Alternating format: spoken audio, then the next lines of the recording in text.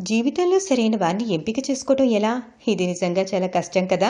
నిజంగానే ప్రతి రిలేషన్‌షిప్ ఓ పెద్ద ఎగ్జామ్ లాంటిది. పాస్ అవుతే బాగానే ఉంటుంది. మరి ఫెయిల్ అయితే జీవితమే తారుమారవుతుంది. కొన్ని సందర్భాల్లో ఆర్థికంగాను, శారీరకంగాను నష్టపోతాం.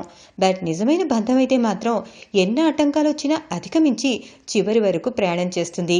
ఇది స్నేహితుల విషయంలోనూ కావచ్చు, జీవిత భాగస్వామి విషయంలోనూ కావచ్చు. కష్ట సమయంలో మనకు తోడుగా నిలిచేవాళ్లే నిజమైన స్నేహితులు. ఇలాంటి వాళ్ళు మన కోసం ఏదైనా ఎంతైనా చేస్తారు. అయితే సరైన వ్యక్తుల్ని ఎంపిక చేసుకోవటమే పెద్ద టాస్క్. కానీ సరైన వారిని ఎలా ఎంపిక చేసుకోవాలో చాణక్యుడు వివరంగా వివరించాడు. మరి అవేంటో చూద్దామా? కష్టాల్లో ఉన్నప్పుడు బంధువుల నిజస్వరూపం, అత్యవసర పరిస్థితుల్లో స్నేహితుల స్వభావం, ఆర్థిక ఇబ్బందుల్లో భార్య మనస్తత్వం తెలుసుకోవచ్చని ఆచార్య చాణక్యుడు చెప్పాడు. ఈ సందర్భాల్లో వారి మనస్తత్వాన్ని తెలుసుకోకుండా అజ్ఞానంగా ప్రవర్తిస్తూ గుడ్డిగా నమ్మే వ్యక్తుల జీవితం దుర్భరంగా సాగుతుంది. వీటిని అధిగమించడానికి ప్రయత్నించకపోతే జీవితపు ప్రతి సందర్భంలోనూ చాలా సమస్యల్ని ఎదుర్కోవాల్సి ఉంటుంది. లక్ష్యాన్ని ఏర్పాటు చేసుకొని వాటిని చేరుకోవటానికి నిరంతరం శ్రమించాలి. దీనిపైనే పూర్తి దృష్టి కేంద్రీకరించి కష్టపడి పనిచేయాలి. కానీ అడ్డదారుల కోసం ప్రయత్నించకూడదు.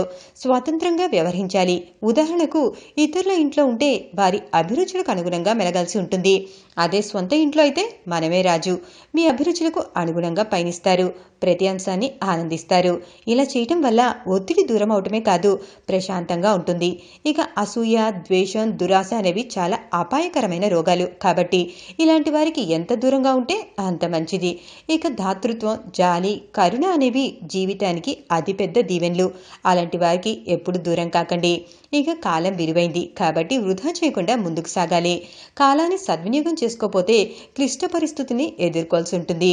ఎదుటివాళ్లు మంచివాళ్లా కాదా అనేది మీకు మీరుగా నిర్ణయించుకోండి. ఇతరుల పట్ల మర్యాదగా ప్రవర్తించాలి. కష్టపడి సంపాదించే వ్యక్తులు ఇతరుల మెప్పు కోసం ప్రాకులాడరు. మరణం కన్నా అవమానం చాలా బాధాకరమైనది. అవమానం జీవితాంతం బాధిస్తుంది. చావు వల్ల బాధ కలిగిన కొన్ని రోజుల తర్వాత మర్చిపోతాం. పరిచయమైన వాళ్ళందరినీ స్నేహితులుగా చేసుకోకండి. తక్కువ సంఖ్యలో స్నేహితులుంటే వారితో బంధం ఆనందంగా ఉంటుంది.